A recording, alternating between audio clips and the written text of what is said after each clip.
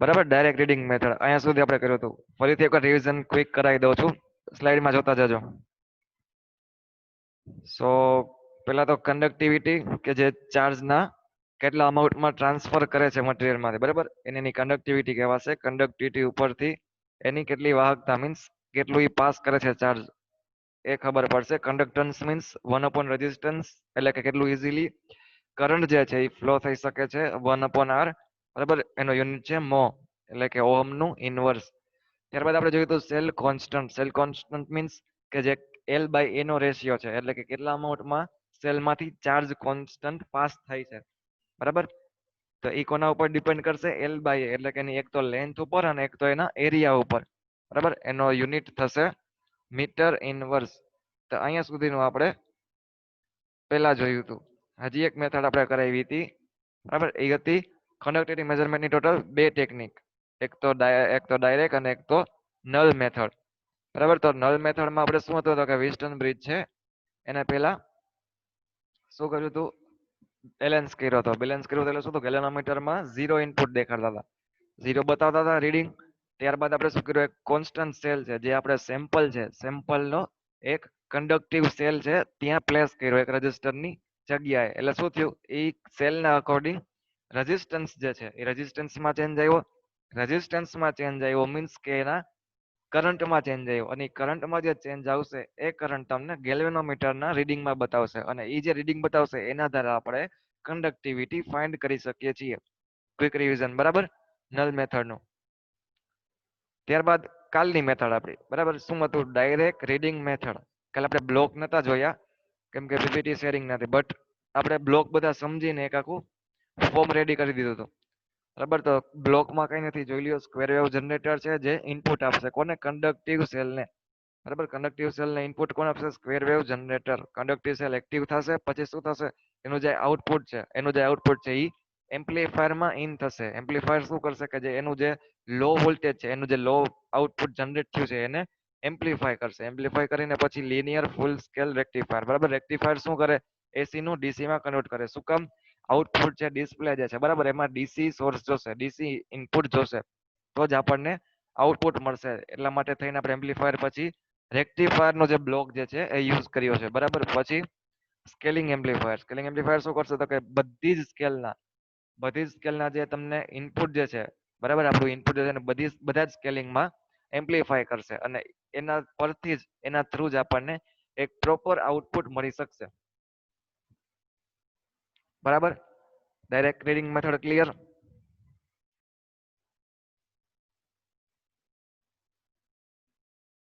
હમ કાલે આપણે one by one block તો ડીપલી આપણે ડિસ્કસ કર્યા હતા, બરાબર. તો આજે ફરીથી રિવિઝન કરાવી દીધો છે કે આ રીતનું એનું ફંક્શનિંગ અને એનો બ્લોક ડાયાગ્રામ છે. જસ્ટ બ્લોક ડાયાગ્રામ પુટ કરતું જવાનું અને એ પ્રમાણે લખતું જવાનું છે તમારે. ત્યારબાદ જોઈએ કન્ડક્ટિવ સેલ. કન્ડક્ટિવ સેલ એટલે રિયલમાં છે શું, બરાબર. આપણે ઓમાં બી વાત કરી હતી નલ મેથડમાં કે એક કન્ડક્ટિવ સેલ જે સેમ્પલ જે છે એનું મૂકી દેવાનું, બરાબર, એટલે એમાં રેઝિસ્ટન્સમાં ચેન્જ આવે. તો આ કન્ડક્ટિવ સેલ જે છે એ પ્રોપર છે શું, બરાબર, એનું ડીપલી તમને થોડુંક ઇન્ટ્રોડક્શન આપું. તો ઇન્ટ્રોડક્શનમાં શું હતું તો કે તમને એક બાથ દેખાય છે, બરાબર, લિક્વિડ બાથ, કે જેમાં શું કરશે? આપણે જે મટીરિયલ છે, જે સોલ્યુશન જે છે એ પુટ કરવામાં આવે છે, બરાબર. પછી એનોડ કેથોડના બ્લોક્સ એટલે કે સળિયા, બરાબર, એનોડ કેથોડના સળિયા જે છે એ તમે પુટ કરશો એમાં. પછી શું છે? પાછું ગેલ્વેનોમીટર નું એક રીડિંગ છે, બરાબર.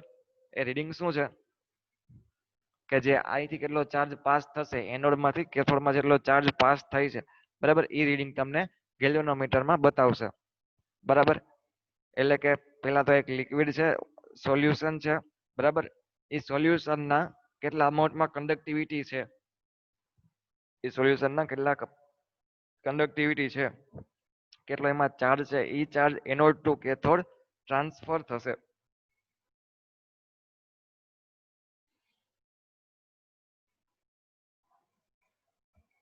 ચાર્જ ટ્રાન્સફર થશે અને એ જે ચાર્જ છે એ ગેલ્વેનોમીટરમાં બતાવશે, બરાબર.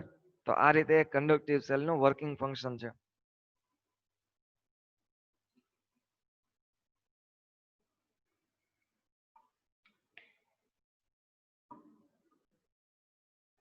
કોઈને કઈ ડાઉટ આમાં?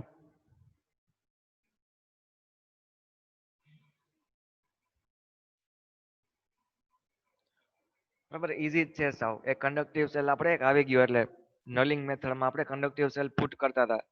તો એ કંડક્ટિવ સેલ આ જ હતો કે જેના જે સેમ્પલ છે એનું આવું ફોર્મ એક, બરાબર, મટીરિયલ જે છે એનું મેજર કરવું છે કંડક્ટિવિટી, એનું આવો એક ફોર્મ તૈયાર થાય છે, એનો એક આવો સેલ તૈયાર થાય છે કે જેમાં સોલ્યુશન હશે એનું, બરાબર, એનો કેથોડના સળિયા હશે, આવું એક નાનકડું એક મટીરિયલ તૈયાર કરવામાં આવે જેને કંડક્ટિવ સેલ તરીકે ઓળખાય છે.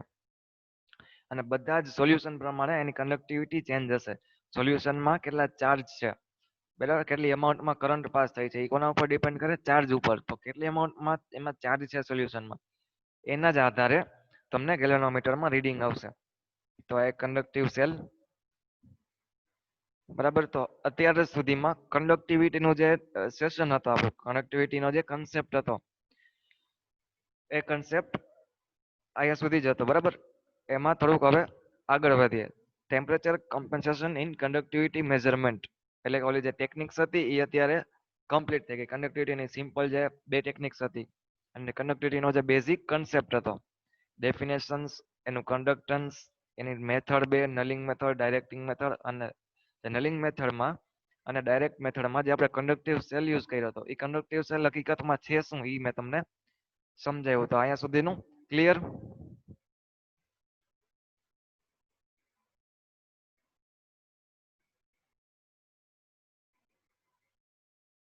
ઓકે અશોકભાઈ.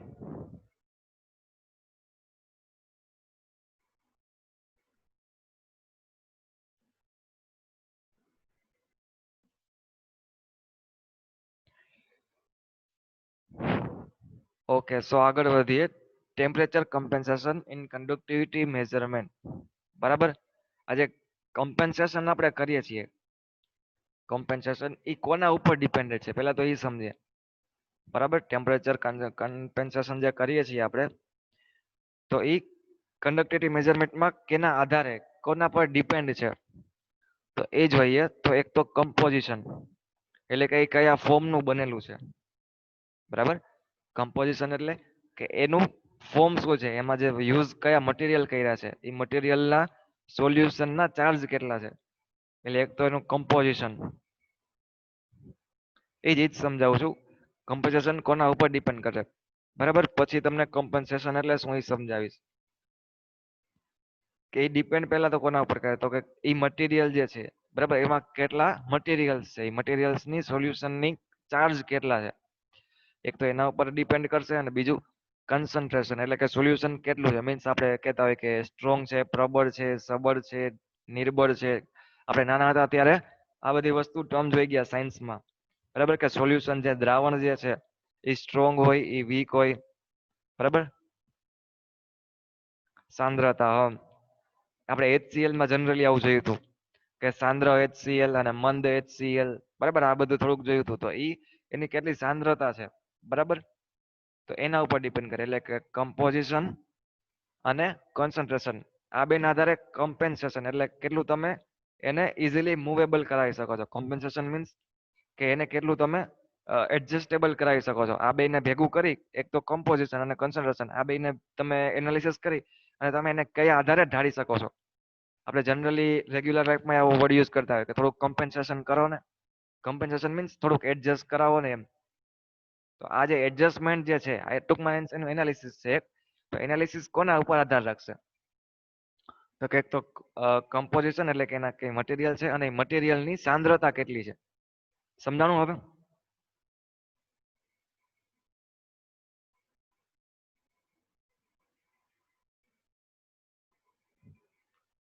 તો આ બે ના ઉપર મેઇનલી ડિપેન્ડેડ છે, કમ્પોઝિશન અને કન્સન્ટ્રેશન.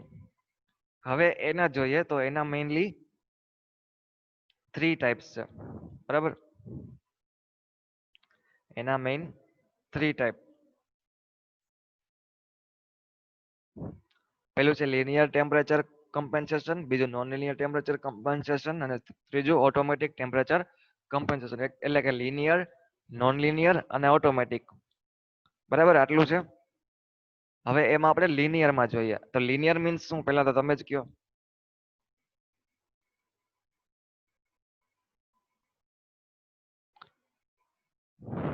લિનિયરમાં તમને કોઈ બી બેઝિક આઈડિયા આવતો હોય?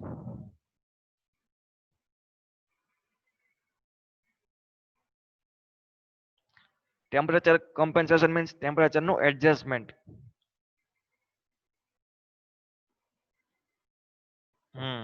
આઉટપુટ અને ઇનપુટ અને આઉટપુટ બરાબર સમપ્રમાણમાં વધે એટલે કે લિનિયરિટી આવે. એનો જે ગ્રાફ જે છે તમને ખબર છે કે લિનિયર ગ્રાફ હોય, ક્રોસમાં એક લીટી હતી બરાબર.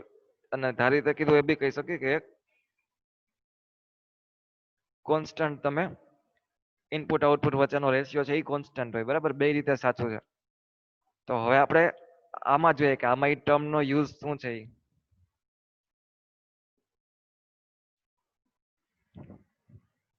કે જ્યારે સોલ્યુશન જે છે એક ફિક્સ ટેમ્પરેચર પર સ્ટેબલ હોય. હવે એક ટેમ્પરેચર એક ફિક્સ વેલ્યુ રાખી દઈ, એના ઉપર જે સોલ્યુશન જે છે એ સ્ટેબલ હોય બરાબર. તો આલ્ફા ઇઝ ઇક્વલ ટુ એક ઇક્વેશન છે GT minus GT reference upon GT reference બ્રેકેટમાં T minus T reference into 100%. બરાબર. હવે એમાં આપણે ડીપલી જોઈએ કે ટી મીન્સ શું છે કે સામાન્ય ઉપયોગમાં લેવાતું ટેમ્પરેચર. સામાન્ય ઉપયોગમાં કયું ટેમ્પરેચર લેવાય?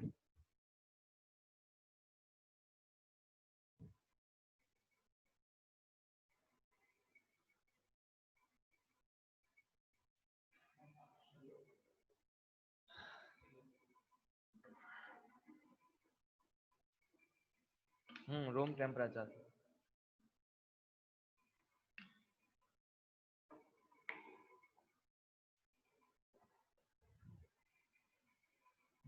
પછી બીજો પોઈન્ટ છે ટી રેફરન્સ એટલે કે રેફરન્સ ટેમ્પરેચર. આપણે જે એક રેફરન્સ જે લીધું છે એના માટેનું જે ટેમ્પરેચર છે બરાબર. સામાન્ય ઉપયોગમાં લેવાતું ટેમ્પરેચર અને બીજું છે રેફરન્સ ટેમ્પરેચર. એટલે કે એ રેફરન્સ ટેમ્પરેચરની બધી વેલ્યુ આપણને ખબર છે. આપણે ઓલા તમને ખબર હોય તો સ્પેસિફિક ગ્રેવિટી ની બધામાં આપણે એક શું કરતા હતા એક મેઝરિંગ અને એના છેદમાં રેફરન્સ બરાબર. તો કે પેલા સામાન્ય ઉપયોગમાં લેવાતું એટલે કે આપણી જે પ્રોસેસ છે એમાં જે ઉપયોગમાં લઈ છે એ ટેમ્પરેચર અને એના માઇનસ છે જીટી રેફરન્સ એટલે કે એક રેફરન્સ ટેમ્પરેચર આપણે ફિક્સ કરી દીધું છે પહેલેથી એ ટેમ્પરેચર બરાબર. તો આ થયું ટી માઇનસ ટી રેફરન્સ એટલે કે આ પોઈન્ટ કે જે ઉપયોગમાં લેવાતું ટેમ્પરેચર છે અને એક રેફરન્સ ટેમ્પરેચર છે એ બે ટેમ્પરેચરનું આપણે બાદબાકી એટલે કે સબટ્રેક્શન કરી છે અહીંયા. ત્યારબાદ આ જીટી વાળી જે ટર્મ છે બરાબર. જી મીન્સ જે કન્ડક્ટિવિટી.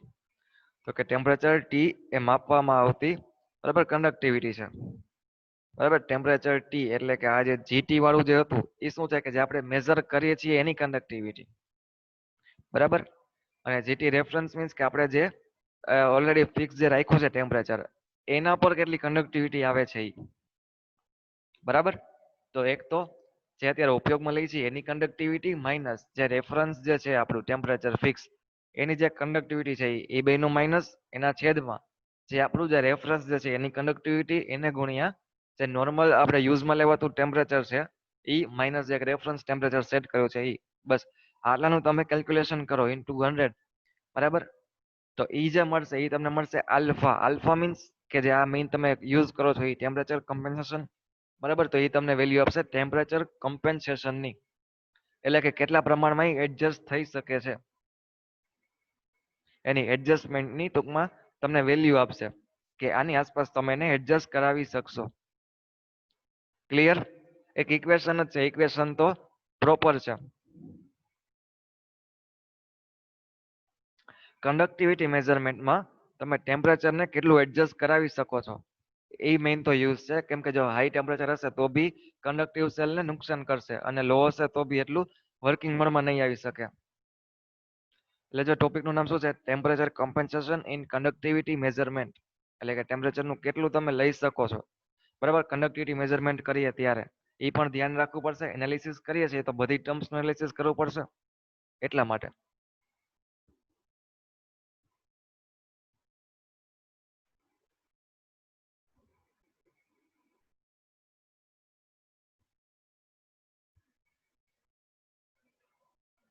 સમજાણું આટલું ક્લિયર?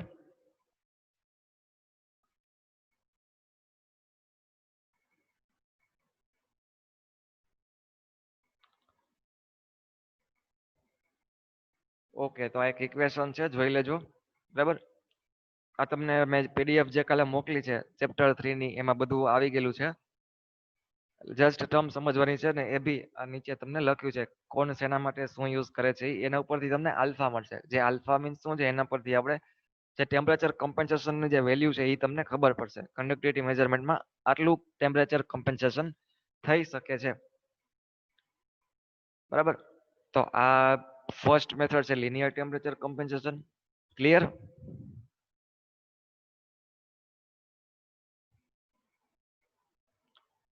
ત્યારબાદ આપણે જોઈએ સેકન્ડ પોઈન્ટ. આપણો જે સેકન્ડ ટાઈપ હતો નોન લિનિયર ટેમ્પરેચર કમ્પન્સેશન. હવે શું હતું કે નોર્મલી એક આપણે જે નોર્મલ રેન્જ માટે યુઝ કરવું છે તો આપણે શું કરશું, લિનિયર ટેમ્પરેચર કમ્પન્સેશન. લિનિયર શું કામ? કેમ કે એનો ઇનપુટ આઉટપુટનો ગ્રાફ આપણને ખબર છે કે જે નોર્મલ રેન્જમાં છે. ટર્મ યુઝ કરીએ આપણે, નોર્મલ રેન્જ હશે ત્યાં લિનિયર ટેમ્પરેચર કમ્પન્સેશનનો યુઝ થશે.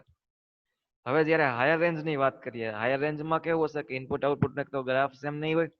બરાબર, એનું કંઈક ચેન્જ થઈ જતું હશે વેલ્યુ. એટલા માટે થઈ અને આપણે એનામાં નોન લિનિયર ટેમ્પરેચર કમ્પન્સેશનનો યુઝ કરીએ છીએ. એટલે કે ટર્મ યુઝ કરીએ તો શું છે કે જે નોર્મલ ટેમ્પરેચર રેન્જ હશે, નોર્મલ ટેમ્પરેચર માટે તો કે લિનિયર ટેમ્પરેચર યુઝ કરશું, આ ટાઈપનો યુઝ કરશું. અને હાઈ રેન્જ માટે નોન લિનિયર ટેમ્પરેચર કમ્પન્સેશનનો યુઝ કરશું. આટલું ક્લિયર?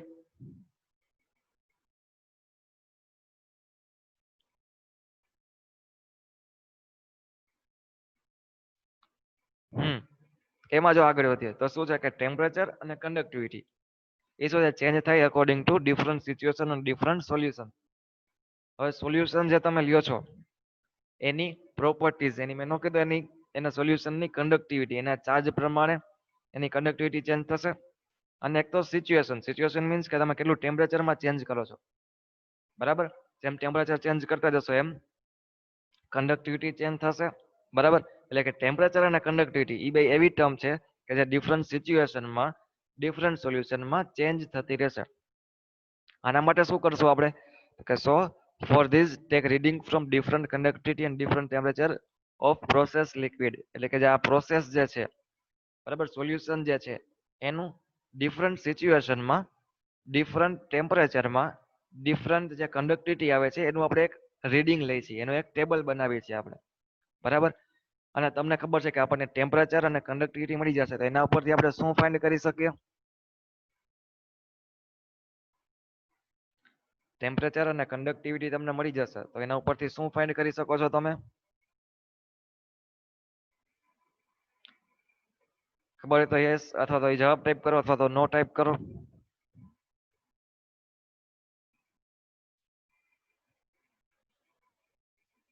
Alpha, yes. બરાબર, આલ્ફાનું ઇક્વેશન જે આપણે હતું આગળ, alpha means GT minus GT reference. એટલે કે ટેમ્પરેચર જે આપણે મેઝર કરીએ છીએ એનું માઇનસ રેફરન્સનું કન્ડક્ટિવિટી. ઉપર છે એ કન્ડક્ટિવિટી ટર્મ માટે છે, નીચેની રેફરન્સની કન્ડક્ટિવિટી, અને આ પછી બ્રેકેટ છે કે measuring temperature minus reference temperature. એટલે કે ટેમ્પરેચર અને કન્ડક્ટિવિટી સિમ્પલ રીતે જોઈ તો આપણે જે અલગ અલગ રીડિંગ જે લીધા છે, બરાબર, એના પરથી આપણને અલગ અલગ ટેમ્પરેચર મળ્યા, અલગ અલગ રીડિંગ મળ્યા. તો આ જે અલગ અલગ ટેમ્પરેચર અને રીડિંગ મળ્યા એના આધારે આપણે આલ્ફા કેલ્ક્યુલેટ કરી શકીએ છીએ. અને આ જે આલ્ફા કેલ્ક્યુલેટ કરી એ બધો ડેટા એક ટેબલમાં તૈયાર કરો અને એ ડેટા ટ્રાન્સમીટરમાં ટ્રાન્સમિટ કરો. બરાબર, ત્યાંથી શું થશે તમને ડિસ્પ્લે મળશે પ્રોપર. એટલે કે તમે એનું એનાલિસિસ કરી શકશો કે આનું કયા રેન્જમાં કયું એડજસ્ટમેન્ટ, કયું કોમ્પન્સેશન થાય છે. સમજાય છે? લિનિયરમાં શું હતું આપણને ડાયરેક્ટ ખબર પડી જશે કેમ કે એ નોર્મલ રેન્જ માટે છે. પણ હાઈ રેન્જમાં સિચ્યુએશન પ્રમાણે કન્ડક્ટિવિટી અને ટેમ્પરેચર ચેન્જ થતા હશે. તો આ જે ચેન્જ થતા રહેશે એટલા માટે બધાનું આપણે રીડિંગ લેવું પડશે, એની કન્ડક્ટિવિટીનું અને એના ટેમ્પરેચરનું. તો એને પ્રમાણે આપણે એનો આલ્ફા કેલ્ક્યુલેટ કરવો પડશે અને એ આલ્ફા બધો આપણે એક ટ્રાન્સમીટર થ્રુ ટ્રાન્સમિટ કરવો પડશે એનાલિસિસ માટે, કે જે પરફેક્ટ રીડિંગ તમને આપી શકે. આપણે વાત કરી હતી ડિસ્પ્લે માટેની, બરાબર, તો એ ડિસ્પ્લે આપણે કરાવશું તો આપણને પ્રોપર એક આઈડિયા આવશે કે આ ટેમ્પરેચરમાં આટલું જે છે એ કમ્પન્સેશન થાય છે. નોન લિનિયર કમ્પ્લીટ ક્લિયર બધાને?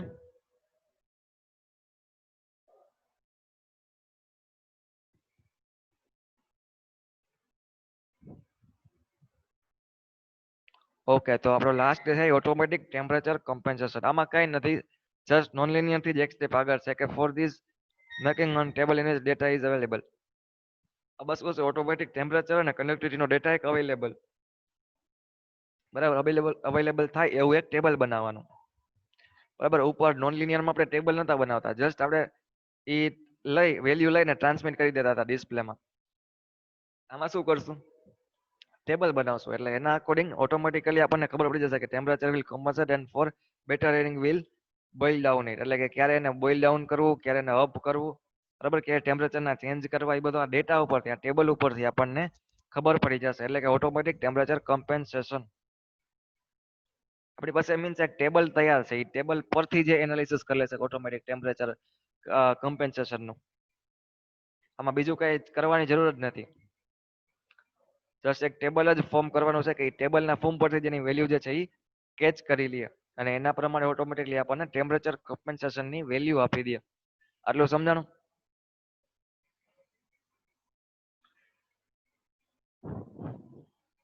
તો આ બી એક સિમ્પલ ટોપિક હતો, બરાબર. Temperature compensation in conductivity measurement, linear, non linear અને ઓટોમેટિક ટેમ્પરેચર. આપણે આજે આટલું જોયું, બરાબર. નવો ટોપિક આ હતો ને જૂના ટોપિક નું રિવિઝન કર્યું. હા, બસ આટલું જ રાખી છે. આયા કોઈને કઈ ડાઉટ નથી ને?